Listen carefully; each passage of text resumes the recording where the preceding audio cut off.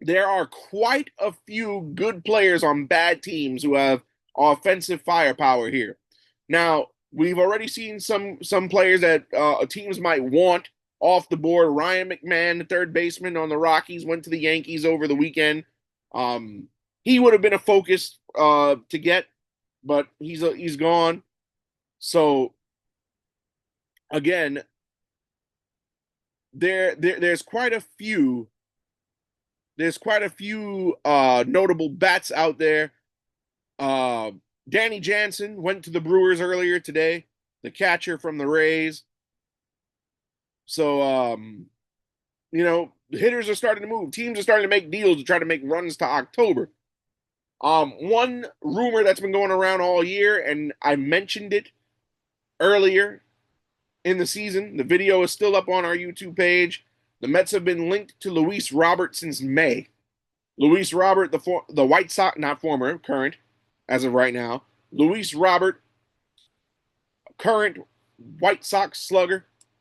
The White Sox going in the wrong direction. Luis Robert, a bit of a discontent, a malcontent there, if you will. The team. Now, he's arguably their best offensive player, and the team has not committed to playing him every day. He's been checked out, you can tell. Having a down year, I mean, he could benefit from a change of scenery. He's an option. He plays center field, which the Mets, they've been platooning as of late between Jeff McNeil and Tyrone Taylor. He could be a permanent option at center field, could be your everyday center fielder, and a fifth bat in the lineup behind the Nimos, Lindors, Alonsos, and Sotos. So Luis Robert is an option. That's a guy also, in addition to his ability to hit, especially when he's motivated, he can hit for power. He is also a stolen base threat. He was the league leader in stolen bases not that long ago. Luis Robert also a very fast and very dangerous runner. Luis Robert more than capable. Luis Robert All-Star in 2023, won a Gold Glove in 2020, and was a Silver Slugger Award winner in 2023. So Lou Bob, as he is called, uh, dangerous player. Again, I think that a change of scenery would benefit him really, really well. Just 2 seasons ago, an average of 264, on base of 315, and an OPS of 542 in 145 games. He had 38 homers that year, 80 RBIs, and 20 stolen bases. Finished 12th in MVP voting in the AL. So, yeah. Luis Robert, I have no issue if the Mets want to go after him. Another bat. I doubt this is going to happen because the Mets already made a deal with Baltimore, but Ryan O'Hearn and Cedric Mullins also available. Now, O'Hearn, while a first baseman, you're thinking, well, he's not going to move Pete off first base, but Ryan O'Hearn could be the permanent designated hitter. That's always an option. Ryan O'Hearn having a really good offensive year so far for the Baltimore Orioles. Actually, breaking news, Ryan O'Hearn will not be an option for the Mets. He was just traded to the Seattle Mariners. So the Mariners trying to bolster up their chances at being a contender in the American League. Ryan O'Hearn has moved to the Seattle Mariners, but Cedric Mullins still available on the Baltimore Orioles. Cedric Mullins, if we go to the Google machine here, Cedric Mullins now, the offensive numbers may not be what you want them to be for a slugger. Batting 221, 15 homers, 47 RBIs, but he is a lifetime 249 hitter. 14 stolen bases also for Cedric Mullins this year. OPS 721. So Mullins is a threat here when he is on the base pads. He also has an on-base percentage of 301 this season. So Cedric Mullins is an option, a left-handed bat. Now, why I don't think Mullins will happen? Again, Mullins, left-hander.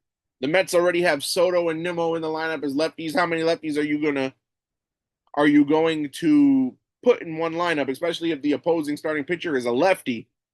Then that would be a day to sit Mullins because you can't sit Nimmo and you definitely can't sit Juan Soto. Juan Soto is very good at hitting lefty pitching, but Mullins is an option.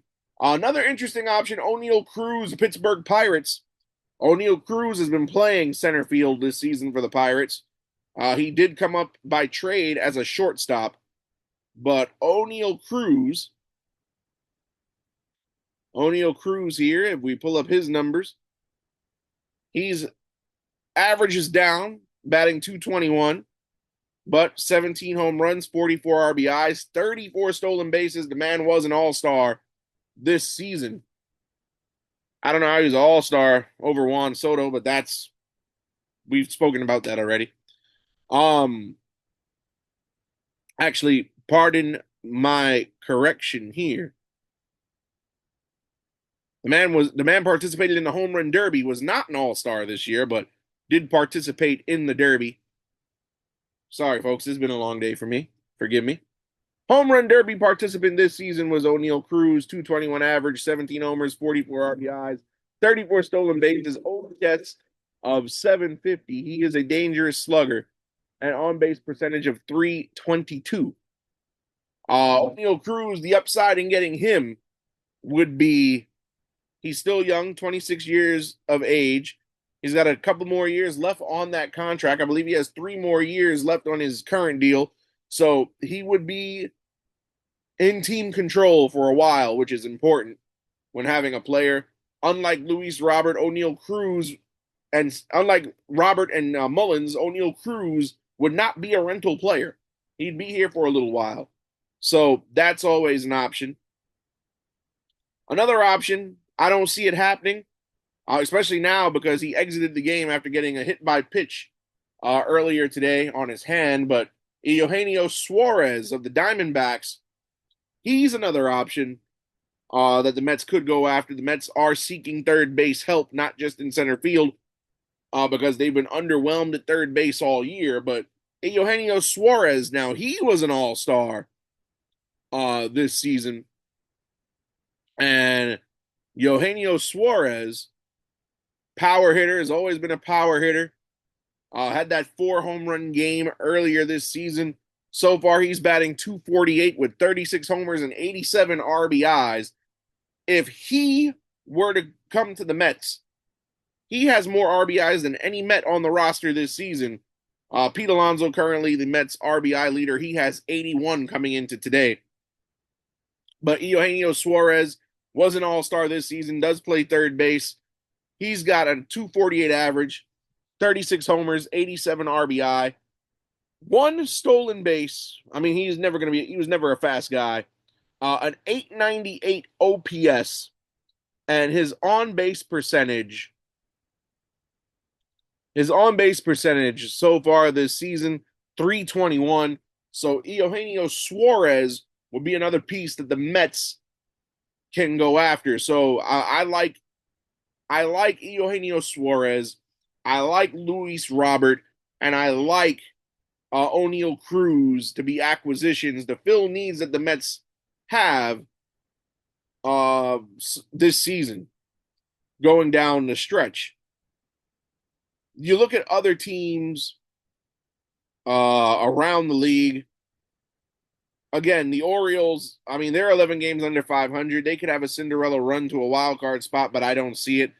The White Sox, I don't foresee them doing anything. I don't even think they have, outside of Robert, they don't even have many players that anybody would want. The Twins are pretty much done. They started selling off their team already. They sent Chris Paddock to a team in their division. They sent him to the first place Tigers. The Athletics, nobody's going to target the Athletics because, as you can see, they're in a transition to go to Vegas. They've signed Brent Rooker to a long-term deal. They gave Lawrence Butler a deal. They're not going to move Jacob Wilson. They're not going to move Mason Miller. They want to keep this young core together so that they're all together by the time they get to Vegas, which is would be about 4 years, really. So they didn't deal Mason Miller last season. They're not going to do it now. They didn't deal Brent Rooker last season. They're not going to do it now. The only player that's available from the Athletics is the highest paid guy on their roster, Luis Severino, who the Mets did not re-sign after last season. Severino has been very outspoken about how he feels about the Athletics organization. He does not want to be there. He is a malcontent, and he is not having a good season by any stretch. If the Mets do want to go after starting pitching, which I don't think they will, considering that the original rotation that they planned to have at the beginning of this season is now healthy with Senga and Peterson and Holmes and Minaya and Montas, I don't see them going to get starting pitching help. Currently, Severino, who had a career year last year, does not have good numbers this season. 4-11 with a 4.95 ERA, 125 in the third innings pitched with 92 strikeouts. Severino, not the Severino of last season. I'm glad he got the bag. Some people say if he come because he said it in the media, he wanted to come back to the Mets. If the Mets somehow make a move for Severino, I think we'll see the Severino of last season, but I think that is unlikely. The Mets were linked to Mitch Keller. I don't foresee that happening either because, again, the original rotation as planned is now healthy. And the Mets are in first, and they need more bullpen help and a bat more than they need a starting pitcher. That's just my opinion. One last player that I want to see the Mets go after, because again, the Mets do need bullpen help. Ryan Helsley of the St. Louis Cardinals, ladies and gentlemen. I firmly believe that Ryan Helsley is going to end up getting traded somewhere. Helsley has made 36 appearances this season. He is the closer in St. Louis. He's 3-1 with an ERA of 3, struck out 41 in 36 innings. Ryan Helsley has proven in the past he is a shutdown, lockdown closer.